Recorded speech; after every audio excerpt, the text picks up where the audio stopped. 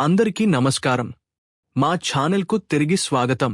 9 సంవత్సరాలు గడిచినా బిఎస్ఎన్ఎల్ ఉద్యోగులు ఇప్పటికీ 2017 నుండి తమ జీతాల సవరణ కోసం ఎదురుచూస్తున్నారని మీకు తెలుసా? ఇప్పుడు పార్లమెంటులో అడిగిన ఒక ప్రత్యక్ష ప్రశ్న ఒక దిగ్భ్రాంతికరమైన విషయాన్ని ధృవీకరించింది. దాని అమలు కాలపరిమితి గురించి ఇప్పటికీ చర్చ జరుగుతోంది. కానీ చాలామంది ఉద్యోగులు గమనించని అసలు నిజం ఇక్కడ ఉంది. ఈ ఆలస్యం యాదృచ్ఛికం కాదు. ఇది వ్యవస్థలోనే అంతర్లీనంగా ఉంది. మీరు ఒక బిఎస్ఎన్ఎల్ ఉద్యోగి అయితే ఈ పరిస్థితి బహుశా మీకు వ్యక్తిగతంగా అనిపించి ఉంటుంది. ప్రతి నెలా మీ ఖర్చులు, కిరాణా సామాగ్రి, విద్య, వైద్య అవసరాలు పెరుగుతూనే ఉంటాయి.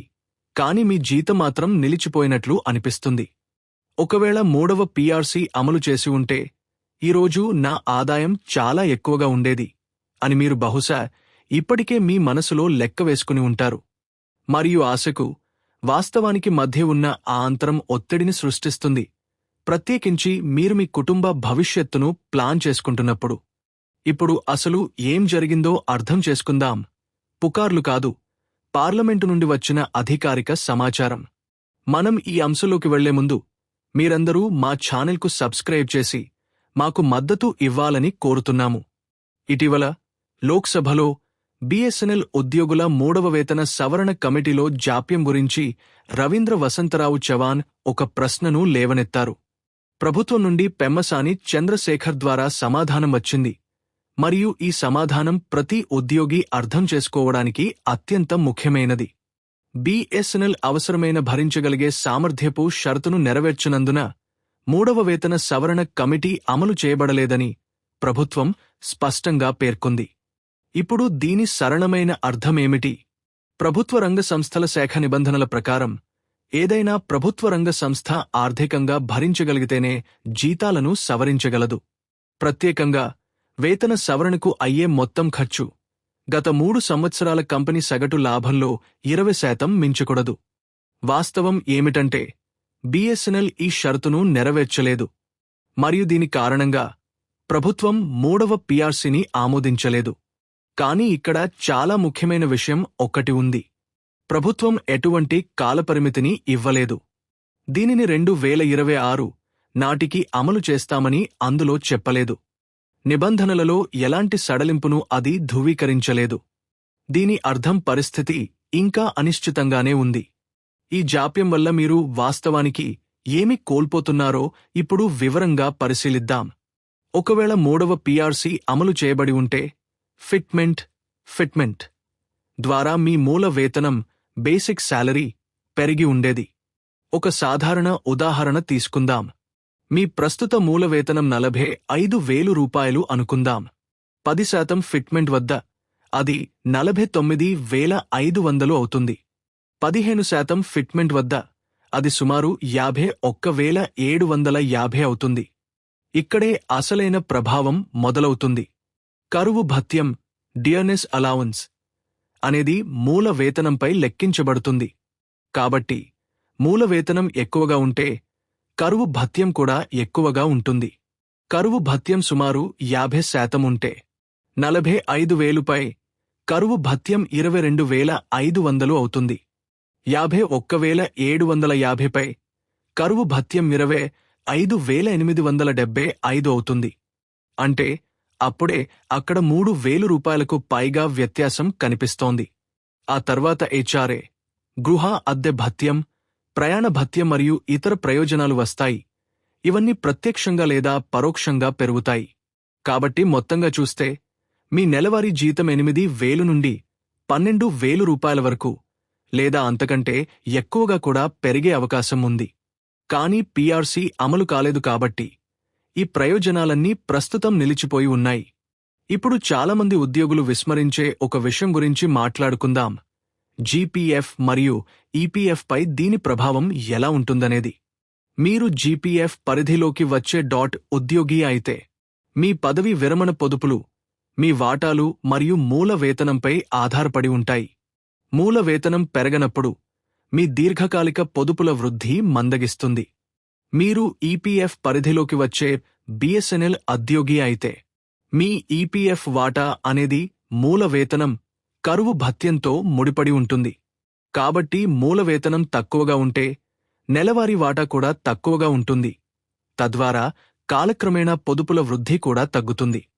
చాలామంది ఉద్యోగులు గుర్తించలేని ఒక విషయం ఇక్కడ ఉంది.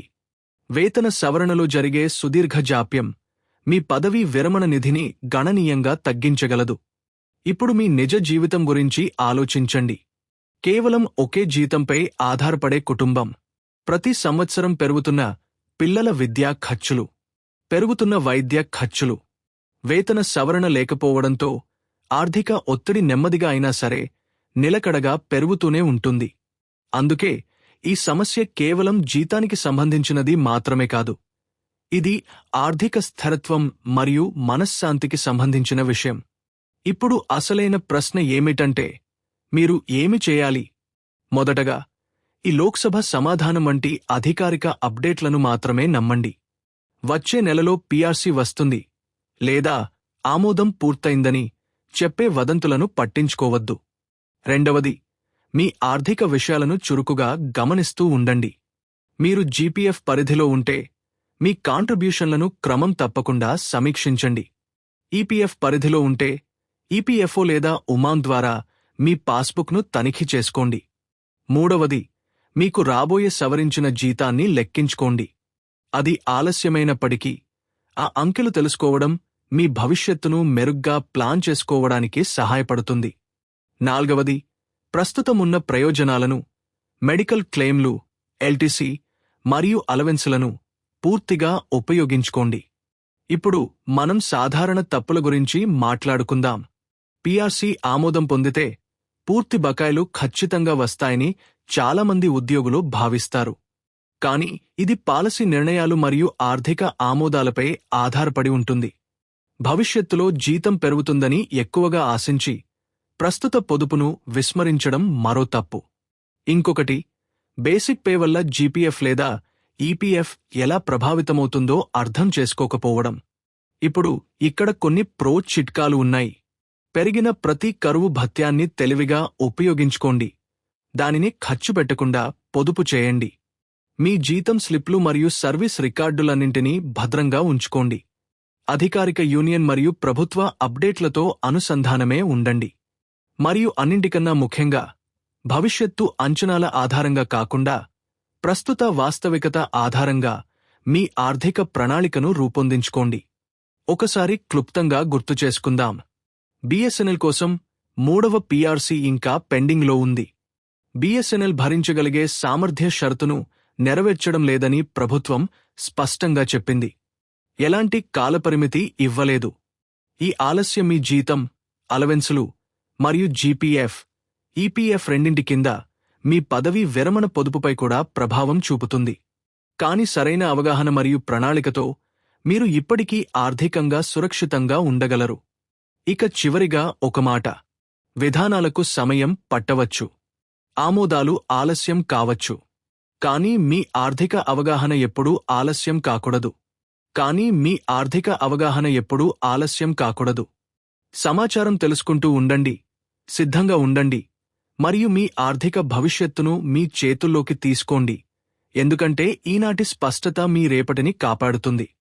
ఈ సమాచారం మీకు విలువైనదిగా అనిపిస్తే దయచేసి మీ వాట్సాప్ మరియు ఫేస్బుక్ గ్రూపులలో పంచుకోండి. మీ ప్రశ్నలను కింద కామెంట్ చేయండి మరియు వాస్తవ ఆధారిత అప్డేట్ల కోసం సబ్స్క్రైబ్ చేసుకోవడం మర్చిపోకండి. ఈ వీడియో చూసినందుకు ధన్యవాదాలు.